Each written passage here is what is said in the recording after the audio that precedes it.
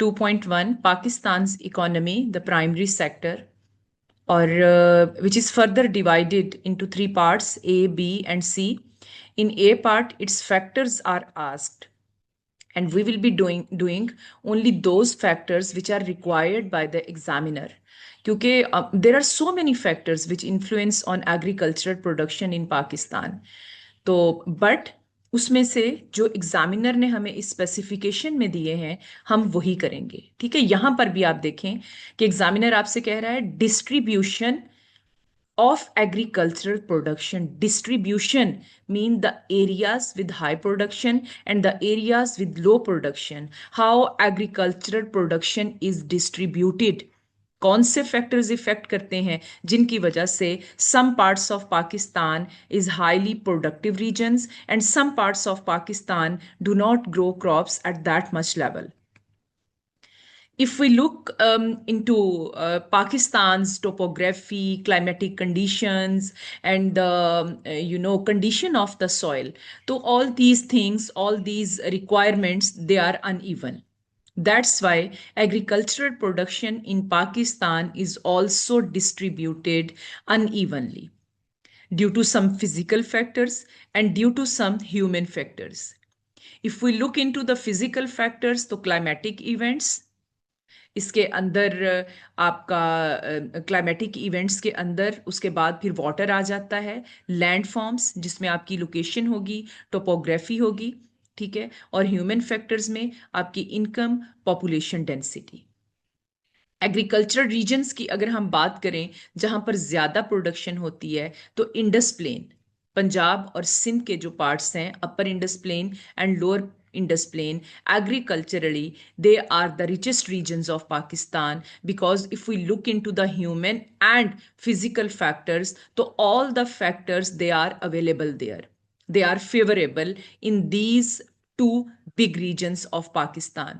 On the other hand, if we look into the desert areas, mountains, arid regions, तो वहां पर आपकी production कम है क्योंकि वहां पर ये फैक्टर्स इतनी फेवरेबल अमाउंट में, फेवरेबल कंडीशन में आपके पास नहीं है। Yes, coming to the factors, जिसमें सबसे पहले आप अगर देखें तो आपके क्लाइमेटिक इवेंट्स आ जाते हैं। ठीक है, क्लाइमेटिक इवेंट्स में first of all rainfall variability, then temperature extremes, then droughts and floods, heat waves and climate change, ये सारा आपका क्लाइमेटिक इवेंट्स के अंदर आता है। देखें, rainfall, if rainfall is suitable, अब कुछ एरियाज ऐसे हैं जहां पर रेनफॉल की अमाउंट सही और प्रॉपर होती है, जैसे आपके पंजाब और सिंध के रीजन्स हैं, वो रीजन्स जहां पर मानसून रेनफॉल भी होती है, जहां पर आपकी कन्वेक्शनल रेनफॉल भी होती है। And on the other hand वो एरियाज फिर आपके उस रेन वाटर को हम स्टोर भी करते हैं into the dams, barrages, so later on जब ड्राई कंडीशंस हों तो हम इरिगेशन के थ्रू उस गैप को प्रिजर्व कर सकें। तो इसलिए ये सारे क्लाइमेटिक इवेंट्स आपकी एग्रीकल्चरल प्रोडक्शन को इफेक्ट करते हैं। अगर तो एडिक्वेट अमाउंट्स ऑफ रेनफॉल होंगी, प्रॉपर अमाउंट्स ऑफ रेनफॉल होंगी, तो आपकी क्रॉप यील्ड अच्छा होगा, हाई क्रॉप यील्ड, यील्ड हम कहते हैं पर हेक्टर प्रोडक्शन को। और अगर आपके पास एडिक्वेट अमाउंट्स नहीं है तो इसका मतलब है ड्राई कंडीशंस हैं, ड्राउट्स हैं, शॉर्टेज ऑफ वाटर है, तो इट विल इम्पैक्ट नेगेटिवली। ठीक है, और फ्लड्स जो हैं, फ्लड भी एक क्लाइमेटिक इवेंट है आपका। फ्लड से क्या होता है कि आपको पॉजिटिव इम्पैक्ट भी होता है और नेगेटिव भी होता है। पॉजिटिव इम्पैक्ट ये होगा कि there would be more water into the reservoirs and dams for irrigation purposes. और दूसरा जो पॉजिटिव इम्पैक्ट है, एज व्हेन रिवर फ्लड्स, तो कल हमने पढ़ा था इसको कि it spreads its alluvium, it increases the fertility of land. ठीक है, तो आपकी फर्टिलिटी इंक्रीज होने के साथ क्रॉप प्रोडक्शन अच्छी होगी। But on the other hand जो इमीडिएट इसका इंपैक्ट आएगा, it would be the destruction of crops, destruction of standing crops in the fields. In this way climatic events जो हैं वो इम्पैक्ट करते हैं। अगर हम टेम्परेचर और प्रेसिपिटेशन की बात करें तो areas where there is suitable temperature, जैसे गर्मियों में गर्मियां हाई टेम्परेचर, सर्दियों में सर्दियां लो टेम्परेचर, गर्मियों में आपके पास हम उन क्रॉप्स को ग्रो कर सकते हैं जिनको हाई टेम्परेचर और हाई अमाउंट ऑफ रेनफॉल की ज़रूरत होती है। तो that's why suitable areas like Punjab और सिंध के रीजन्स जो हैं वहाँ पर क्रॉप प्रोडक्शन अच्छी होगी। फिर ऑन द अदर हैंड आप देखें वो एरियाज जहां पर टेम्परेचर तकरीबन सारा साल एक सा रहता है, आप आपके हिली एरियाज देखें तो वहां पर आपका एक्सट्रीम नॉर्थ में टेम्परेचर गर्मियों में भी इतना हाई नहीं होता। That's why we can not grow kharif crops over there, summer crops हम ग्रो नहीं कर सकते। तो पाकिस्तान के जो एरियाज हैं पंजाब और सिंध रीजन्स के, देखिए क्लाइमेट तो आपका जो है वो बलूचिस्तान के भी कुछ एरिया में सूटेबल है, लेकिन स्कैरसिटी ऑफ वाटर है, सॉइल इतनी फर्टाइल नहीं है। तो आपके पास सारे फैक्टर्स का अवेलेबल होना जरूरी है अलोंग विद द क्लाइमेट। तो पंजाब और सिंध में अगर आप देखें तो हमारा दोनों तरह का ही क्लाइमेट है, गर्मियां गर्म और सर्दियां ठंडी होती हैं। गर्मियों में मॉइस्चर भी ज्यादा होता है, ह्यूमिडिटी लेवल आपका ज्यादा होता है, जिसकी वजह से in summers you can grow kharif crops and in winters you can grow rabi crops. That's why Pakistan में खरीफ क्रॉप और रबी क्रॉप्स दोनों की प्रोडक्शन जो है वो होती है। ऐसा नहीं है कि हम गर्मियों की क्रॉप्स, क्योंकि पाकिस्तान में there is diversity of climate due to the diversity in topography, तो हम हर तरह की क्रॉप्स ग्रो कर सकते हैं यहाँ पर। तो सूटेबल एरियाज जो होंगे for precipitation and for temperature, वहां पर क्रॉप कल्टीवेशन आपकी ज्यादा अच्छी होगी। और जहां पर ये फैक्टर्स अवेलेबल नहीं होंगे, आप इसमें माउंटेनियस एरियाज की एग्जाम्पल दे दें, आप इसमें एग्जाम्पल दे दें डेजर्ट रीजन्स की, थर की एग्जाम्पल दे दें, चागी की एग्जाम्पल दे दें, बलूचिस्तान के रीजन्स की एग्जाम्पल दे दें, वहां पर प्रोडक्शन लो होगी। ठीक है, तो इन्हीं क्लाइमेटिक इवेंट्स की वजह से there are regional variations in agricultural production.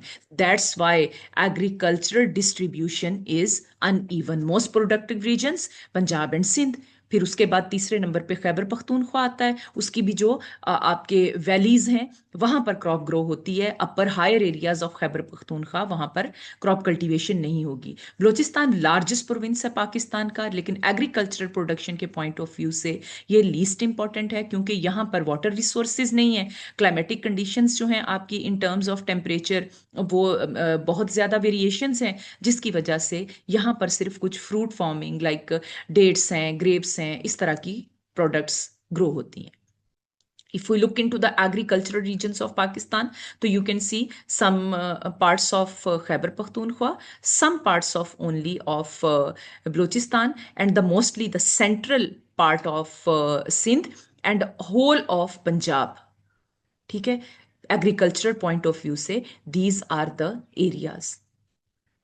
Then अगला पॉइंट इसमें जो इफेक्ट करता है, it is dynamic flood plains. Flood plains को कल भी हमने पढ़ा है। कल अगर आपने मेरा क्वेश्चन बैंक देखा हो 1.3 का, तो उसमें फ्लड प्लेन का हर तरह का क्वेश्चन है कि why flood plains are important for Pakistan, why explain one reason for the importance of flood plain for agriculture point of view.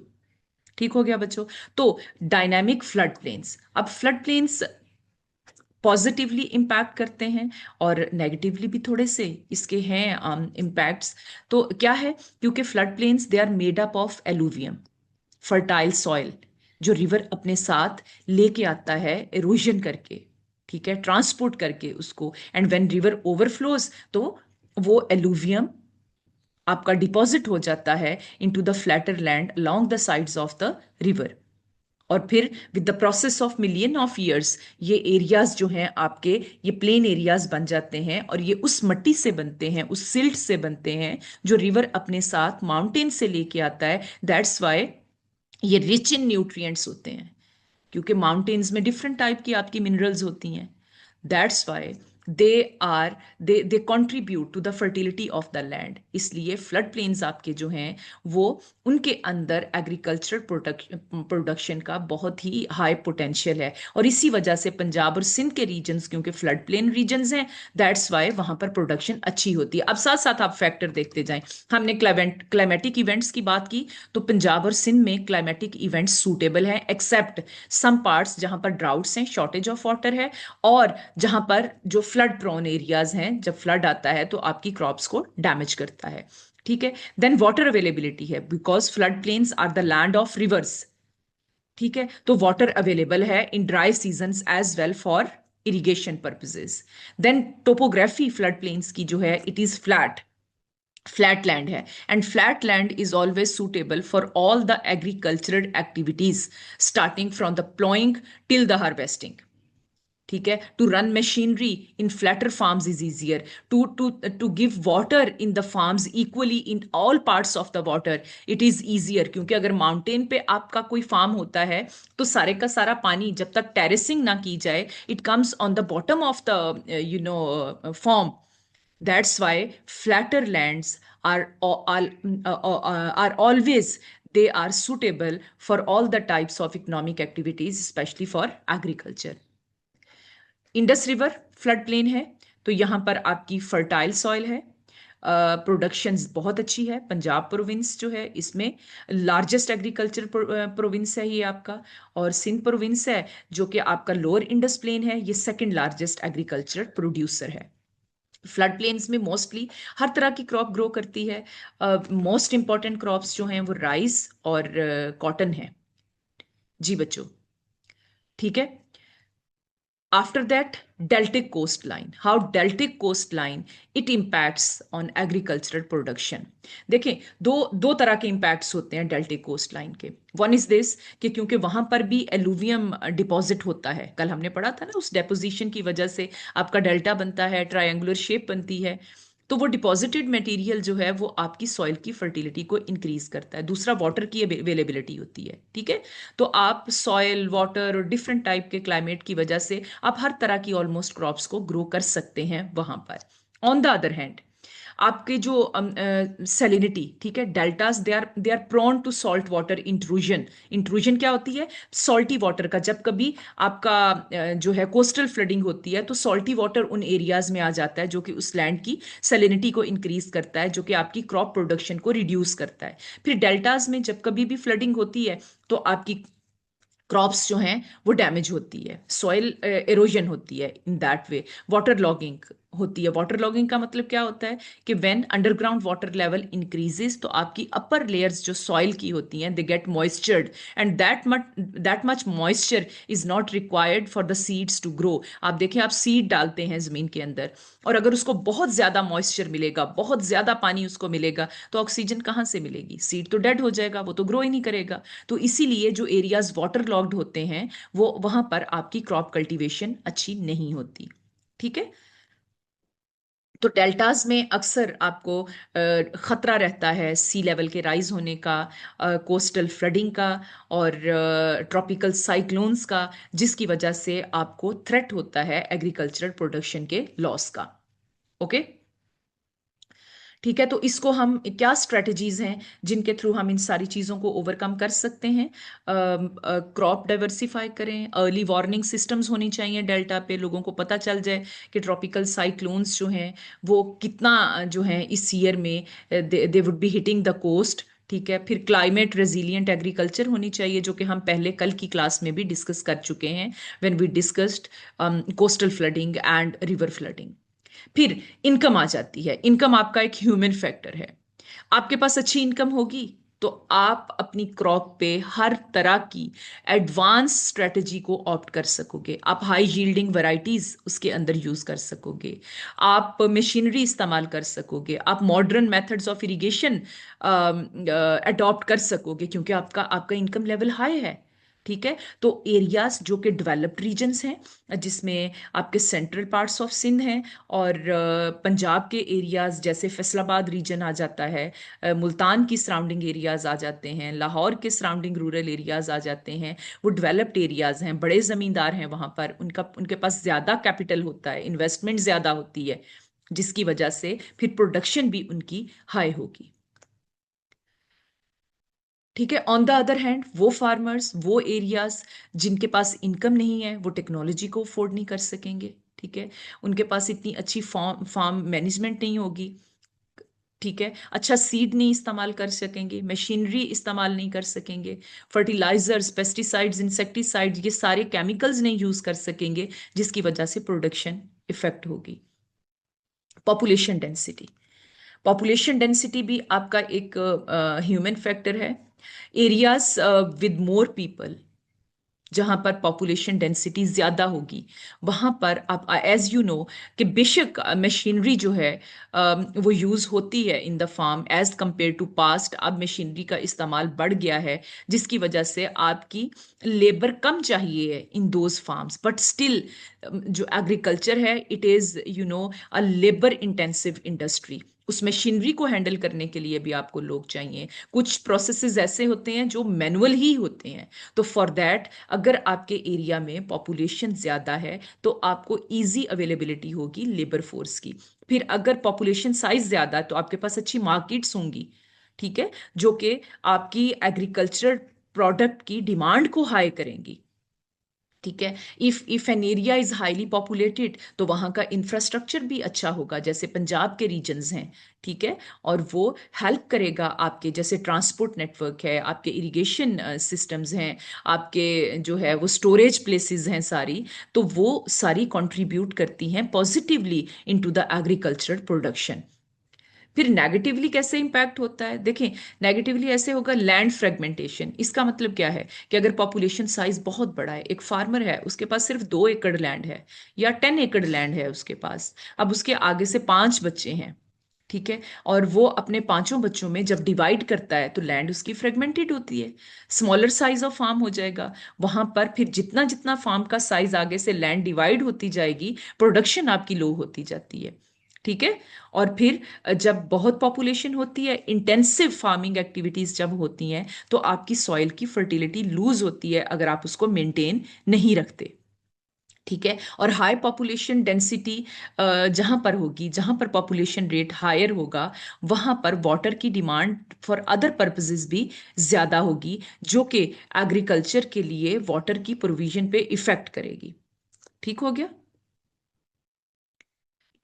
On the other hand, अगर आपके पास पॉपुलेशन डेंसिटी नहीं है, लोग कम हैं, तो आपके पास लेबर शॉर्टेज हो जाएगी, आपके पास मार्केट नहीं होगी कोई इतनी अच्छी, ठीक है, इंफ्रास्ट्रक्चर कोई इतना अच्छा आपके पास नहीं होगा। These all were the factors affecting agricultural production in Pakistan. इसका जो नेक्स्ट कंटेंट है इसी टॉपिक का, it is ma'am strategies to increase agricultural production in Pakistan, which is 2.1 B. Yes, Hamad. Ma'am जो ह्यूमन फैक्टर्स हैं हाँ उनमें हाँ तो एक तो इनकम लेवल है जिसके अंदर मैकेनाइजेशन और इस तरह सारा हाँ बताएंगे। हाँ, दूसरा है हमारे पास पॉपुलेशन पॉपुलेशन पॉपुलेशन, डेंसिटी। जी जी। जी, तो बस तीसरा होने की जरूरत है, मतलब ऐसा आ सकता है कि एक्सप्लेन हाँ, फैक्टर्स फिर अफेक्टिंग फिर द। आप ऐसा करें, ह्यूमन फैक्टर से इनकम से रिलेटेड जितने अदर फैक्टर्स हैं आप उनको एक्सप्लेन कर सकते हो, जैसे इसमें यूज ऑफ मशीनरी, ठीक है, क्योंकि ये स्ट्रैटेजीज है ना, तो जितनी आपकी एग्रीकल्चरल प्रोडक्शन को इंक्रीज करने की स्ट्रैटेजीज हैं, at the same time they are human factors as well. तो मैम समझे कि अगर मैं पहला पैराग्राफ लिख दूं कि इनकम लेवल हाई होगा तो एच ओ वीज यूज कर सकते हैं, जी जी, दूसरा ठीक है, पैराग्राफ में मैकेनाइजेशन भी लिख दूं, और तीसरा मैं पॉपुलेशन डेंसिटी पे लिख दूं, तो हो जाएगा ठीक। हो जाएगा। लैंड रिफॉर्म्स लिख दें, अयूब खान की। वैसे ही ओवरऑल लिख दें। लैंड रिफॉर्म्स तो आपको पता है अयूब खान के टाइम पीरियड में हुई, फिर उसके बाद भुट्टो के टाइम पीरियड में भी हुई हैं, ठीक है, हम्म। जिया के टाइम पीरियड में भी हुई हैं, तो ओवरऑल लैंड रिफॉर्म्स का भी मैं वही एक्सप्लेन करने लगी हूं आपको। ओके। ठीक है ma'am. 1.2 B, strategies to increase agricultural output. ये हमारे ह्यूमन एनवायरनमेंट का 2.1 का बी पार्ट है। First one we have done which was the factors affecting agricultural production. अब अगला कंटेंट जो है वो रिलेटेड टू दैट है कि हम कैसे एग्रीकल्चरल प्रोडक्शन को इंक्रीज कर सकते हैं, ठीक है। There are different strategies which are given by the examiner in your specification, ठीक है। तो हम सिर्फ उन्हीं स्ट्रेटजीज को करेंगे जो आपकी स्पेसिफिकेशन में है। फर्स्ट ऑफ ऑल अगर हम देखें तो लैंड रिफॉर्म्स। लैंड रिफॉर्म का मतलब क्या है कि लैंड की जो होल्डिंग है उसमें चेंज लेके आना। जब से पाकिस्तान बना था टिल, ये सबसे पहली जो लैंड रिफॉर्म्स पाकिस्तान में, ये आपको बताने की जरूरत नहीं है, ये सिर्फ मैं आपको एक्सप्लेन कर रही हूं। तो ऐसा था कि बहुत सारे लोगों के पास कुछ पोर्शन ऑफ एग्रीकल्चरल लैंड था, और थोड़े लोगों के पास बहुत ज्यादा लैंड थी। अब वो बहुत ज्यादा लैंड में से जितनी उनकी रिक्वायरमेंट होती थी वो उस पे क्रॉप्स ग्रो करते थे, बाकी लैंड उनकी वेस्ट जाती थी फार्म हाउसेस, डिफरेंट टाइप के ऑर्चर्ड्स या ऐसी चीजें, ऐसी एक्टिविटीज में यूज हो रही थी कि आपकी ओवरऑल कंट्री की इनकम इफेक्ट हो रही थी। That's why in 1958 during the time period of Ayub Khan, जिसको हम ग्रीन रेवोल्यूशन बोलते हैं, याद रखना है, ग्रीन रेवोल्यूशन 1960s में आया था पाकिस्तान में, जिसके अंदर अंडर एग्रीकल्चरल प्रोडक्शन को इंक्रीज करने के लिए डिफरेंट स्ट्रेटजीज की गई थी। तो लैंड रिफॉर्म्स जो थी वो ग्रीन रेवोल्यूशन का पार्ट था। फर्टिलाइजर्स फैक्ट्री लगाना 1960s में अंडर ग्रीन रेवोल्यूशन था। गवर्नमेंट इजी इंस्टॉलमेंट्स पे लोगों को जो है वो ट्यूबवेल लगा के देती थी, ट्रैक्टर्स लीज करती थी। तो ये सारे जो पार्ट्स, ये सारी जो चीजें थी, इनका एम क्या था? एग्रीकल्चरल प्रोडक्शन को इंक्रीज करना, and these all things were under green revolution. ठीक है, तो land reforms is one of the strategy to increase agricultural production, in which the land from the big farmer is taken by the government and is distributed to the smaller farmers, so that all the parts of arable land could be cultivated equally, and its aim is to increase overall production of the country. तो हम कह सकते हैं कि land reform is one of the strategies to increase agricultural production, as in this way all the arable land it could bring under cultivation to increase overall production of Pakistan. ठीक है, तो पाकिस्तान में अनइक्वल डिस्ट्रीब्यूशन थी land की। इससे क्या होता है? लैंड राइट्स जो हैं या लैंड रिफॉर्म्स हैं, they can lead towards the more efficient use of land. ठीक है, क्योंकि इससे फिर आपकी मिनिमम वेस्ट ऑफ लैंड होता है और एग्रीकल्चरल प्रोडक्शन इंक्रीज होती है। Land rights they can play crucial role in increasing agricultural production. ठीक है, जिस इसमें क्या होता है कि आपके जो फार्मर्स हैं उनको सिक्योर टेन्योर, इंप्रूविंग एफिशिएंसी, ठीक है, और लैंड राइट्स जो हैं वो हेल्प करते हैं पाकिस्तान के एग्रीकल्चर सेक्टर में पूरी की पूरी लैंड को अंडर कल्टीवेशन लाने में। नेक्स्ट प्रोग्राम जो आपका है, it is plant breeding programs. Plant breeding programs क्या है? जेनेरिकली मॉडिफाई करना सीड्स को, न्यू सीड्स को लेबोरेटरी में बनाना। ठीक है, प्लांट ब्रीडिंग प्रोग्राम्स एक ऐसा सिस्टमेटिक, एक ऐसी एफर्ट है जिसमें हम क्वालिटी ऑफ द सीड को इंप्रूव करते हैं, जो आपकी हाई यील्ड दे। ठीक है, that would be resilient to different types of climatic events and towards the different types of diseases. ये वो सीड्स होते हैं जो आपकी सीवियर क्लाइमेटिक कंडीशंस में भी सरवाइव कर सकते हैं, आपको प्रोडक्शन अच्छी देते हैं। कोई पेस्ट अटैक हो इन पर, किसी भी किस्म का प्रॉब्लम हो, तो इनके ये इतना इम्यून होते हैं उन सारी चीज़ों के लिए कि प्रोडक्शन इतनी इफेक्ट नहीं होती, बट दीज आर कॉस्टली। अब इसमें क्या होता है, इसके क्या बेनिफिट्स हैं? क्रॉप वैरायटीज आपकी इंप्रूव होगी, हाई यील्डिंग वैरायटीज, ज्यादा प्रोडक्शन आपको मिलेगी, disease resistant varieties, drought tolerant varieties, introduction of new crops and improved crop quality होगी अगर आप इन सीड्स को यूज करेंगे। इकोनॉमिक बेनिफिट्स क्या होगा कि आपके फार्मर की इनकम इंक्रीज होगी, आपको इंपोर्ट नहीं करना पड़े, आपके अपने मुल्क में ये प्रोग्राम्स इंट्रोड्यूस होंगे। आपको क्रॉप इंपोर्ट नहीं करनी पड़ेगी, क्योंकि by using these high yielding varieties आपकी अपनी प्रोडक्शन हाई हो रही है। ठीक हो गया बच्चों? उसके बाद अगला जो पॉइंट हमारा आता है, that is of fertilisers. Fertilisers आपकी क्रॉप यील्ड को इंक्रीज करते हैं, क्योंकि ये जो केमिकल फर्टिलाइजर्स हैं ये मेंटेन रखते हैं आपकी सॉइल की फर्टिलिटी को। क्योंकि आप देखें, सॉइल, जब हम एक क्रॉप लगाते हैं तो वो क्रॉप सॉइल की फर्टिलिटी को लेती है। ठीक है, अब Pakistan is highly in need of the agricultural production. हम ऐसा नहीं कर सकते कि उस पूरे फार्म को एक साल के लिए खाली छोड़ दें ताकि उसकी फर्टिलिटी रीगेन हो जाए और दोबारा से हम 1 ईयर के बाद क्रॉप उसमें लगाएं। तो हमें हमें जरूरत है for the need of the growing population. That's why हम क्या करते हैं, केमिकल फर्टिलाइजर्स जो हैं they increase the production of your crops. Quality आपकी क्रॉप की ज्यादा बेटर होती है। ठीक है, आपकी सॉइल के न्यूट्रिएंट्स जो हैं वो इंक्रीज होते हैं। जिसकी वजह से केमिकल फर्टिलाइजर्स जो हैं ये एक in in these days when the demand is higher, तो ये बहुत एक इम्पॉर्टेंट इनका रोल है इन एग्रीकल्चरल प्रोडक्शन।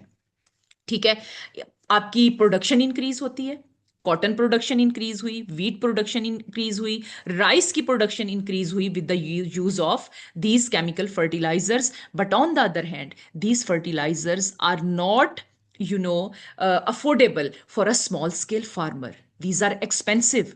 ठीक है, एंड ये केमिकल फर्टिलाइजर्स हैं, they are not good for health as well.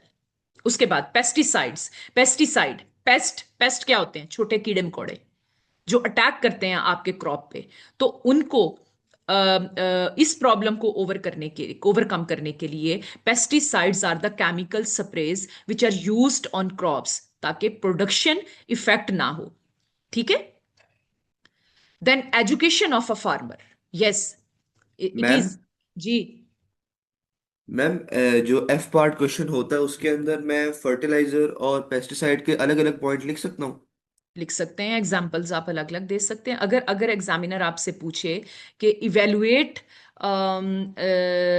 Evaluate the impacts of you know chemical fertilisers, और कोई आपको स्पेसिफिक चीज दे दे कि हाउ इम्पोर्टेंट इट इज, तो फिर आप इसको जो उसने दिया हुआ है आप उसी के अकॉर्डिंग करोगे। ठीक है, तो या नहीं, फिर मेरा मतलब है।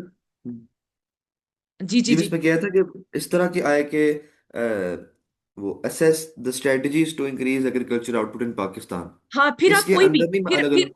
फिर आप कोई भी स्ट्रेटजी, फिर इसके अंदर आप मशीनरी भी कर सकते हो, पेस्टिसाइड्स भी कर सकते हो, फिर आप इसमें लैंड रिफॉर्म्स की बात भी कर सकते हो। लेकिन जिस वक्त एग्जामिनर आपको सिर्फ एक स्पेसिफिक स्ट्रेटजी उठा के दे, तो फिर आपने उसके पॉजिटिव इंपैक्ट्स देन उसके नेगेटिव इंपैक्ट्स देके फिर आपने उसमें अपनी जजमेंट देनी है। लेकिन अगर आप वो ओवरऑल पूछ रहा है स्ट्रेटजीज, तो फिर आप कोई भी इसके अंदर ऐड कर सकते हैं। ठीक हो गया। ठीक है, फिर एजुकेशन ऑफ द फार्मिंग, जैसे जैसे आपकी फार्मिंग में एडवांसमेंट आ रही है, फार्मर्स का एजुकेटेड होना बहुत ज़रूरी है। उनको पता होनी चाहिए कि फार्मिंग मॉडर्न टेक्निक्स क्या हैं हमारे लिए, मशीनरी को कैसे यूज़ करना है, हाई यील्डिंग वैरायटीज़ अगर हम इस्तेमाल कर रहे हैं तो उसके लिए वाटर की रिक्वायरमेंट क्या है, उसके लिए क्या सीजन रिक्वायरमेंट है, उसके क्या मेथड्स होंगे। ठीक है, तो अगर एक एजुकेटेड फार्मर होगा तो उसकी प्लानिंग बेटर होगी, उसको मॉडर्न टेक्निक्स का पता होगा। ठीक है, जितने पोस्ट हार्वेस्ट लॉसेस होंगे वो उसको हैंडल कर सकेगा, प्रॉपर हार्वेस्टिंग करेगा, वो उसको मार्केट्स का पता होगा कि मेरी इस प्रोडक्ट की किस मार्केट में कितनी डिमांड है।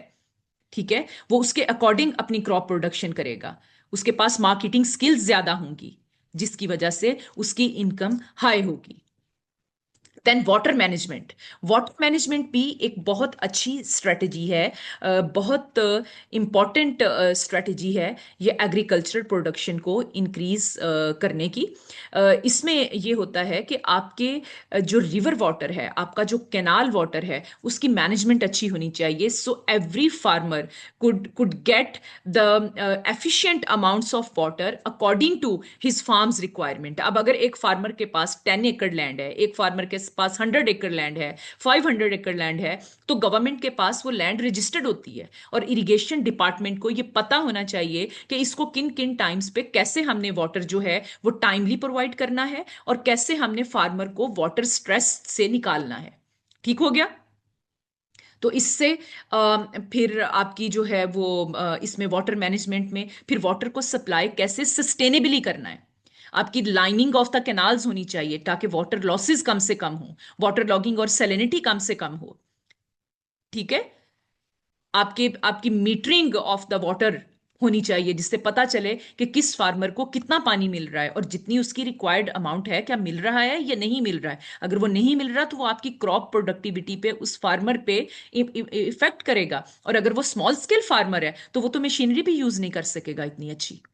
ठीक हो गया, in terms of tube wells.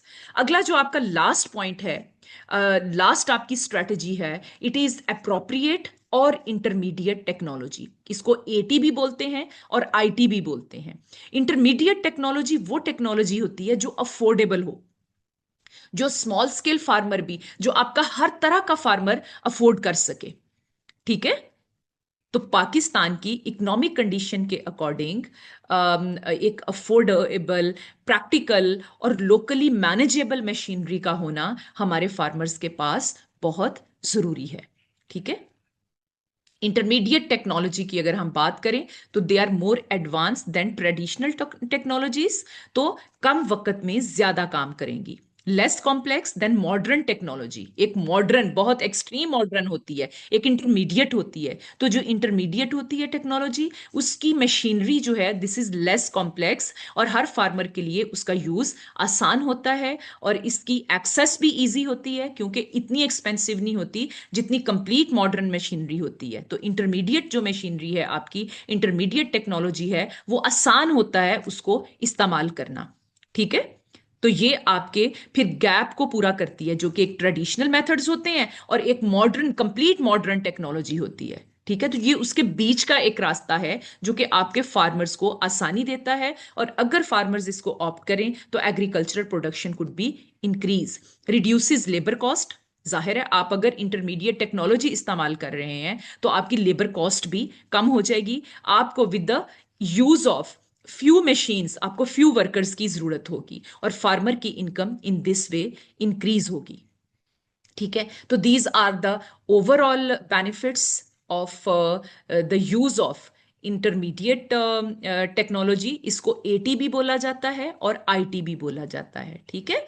लेकिन इसकी कुछ लिमिटेशंस हैं। लिमिटेशंस में फिर हमारी जो है वही लिमिटेशंस आएंगी, जैसे कि हमारी डिफरेंट अदर जो चीज़ें हैं उसमें है कि small farmers they still can not afford it even intermediate technology, even it is cheaper than the modern technology, but still for those farmers जिनके फार्म का साइज बिल्कुल स्मॉल होता है, उनके लिए इसको कंटिन्यू करना डिफिकल्ट होता है। फिर lack of education still in many parts of Pakistan, जिसमें लोगों को पता ही नहीं है कि इंटरमीडिएट टेक्नोलॉजी को यूज कैसे करना है और कैसे हमने इसकी ट्रेनिंग्स लेनी है। ठीक है। देन समटाइम्स लोग इस वजह से भी नहीं लेते कि मेंटेनेंस कॉस्ट, उसकी रिपेयर सर्विसेज जो हैं वो लिमिटेड होती हैं, क्योंकि फार रिमोट एरियाज में वो रह रहे होते हैं और उनके करीब कोई इतना बड़ा जो है वो सिटी या सेंटर नहीं होता। तो दैट्स वाई आपकी ये हर जो आपने स्ट्रेटजी प्रिपेयर करनी है, उसके आपको पॉजिटिव और नेगेटिव दोनों इम्पैक्ट्स का पता होना चाहिए। 5 minutes are left in our class, और if you have any questions you can ask me. After this 10 minutes की एक आप ब्रेक लेंगे, और उसके बाद हम फूड सिक्योरिटी का टॉपिक अभी आज ही कवर कर लेंगे। If you have any questions तो आप इन 5 मिनट्स में अपने क्वेश्चंस पूछ सकते हैं, अदरवाइज मैं क्लास को ऑफ करती हूँ और दोबारा 10 मिनट्स बाद हम ज्वाइन करते हैं to do food security.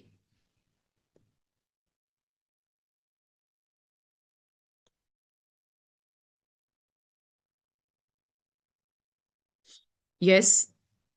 Ma'am मेरे ख्याल से miss major F part questions भी यहीं से ही आने हैं 2.1 से। अ, कह सकते हैं आप, कहीं से भी आ सकते हैं हमाद। लेकिन ये जो स्ट्रेटजीज हैं, और समटाइम्स आपको रीजंस पे भी 6 मार्क्स का क्वेश्चन आता है, फैक्टर्स पे। ठीक है। Explain factors influencing agricultural production in Pakistan. तो 3 फैक्टर्स कोई से चूज करके, जहां वो अवेलेबल है वो बता दें, जहां नहीं अवेलेबल वो बता दें, क्योंकि फैक्टर्स जो है ना वो दोनों, वो आपको ये नहीं कह रहा कि किन एरियाज में किन फैक्टर्स की वजह से एग्रीकल्चरल प्रोडक्शन हाई है। तो फिर आपने सिर्फ जो है जहां पर अवेलेबल फैक्टर्स हैं उन्हीं की बात करनी है। तो it's up to the question कि क्वेश्चन की नेचर जो है वो वो क्या है। ठीक है। किस किस तरह का क्वेश्चन आपको आ रहा है। All right. कितने स्टूडेंट्स हैं क्लास में? 13। 13 है सिर्फ? अभी अभी अभी अभी दो बच्चे लीव किए मिस। ठीक हो गया, ठीक हो गया। चलें ठीक है फिर। अल्लाह हाफिज फॉर दिस क्लास, और 10 मिनट्स के बाद मैं दूसरी क्लास स्टार्ट कर रही हूँ।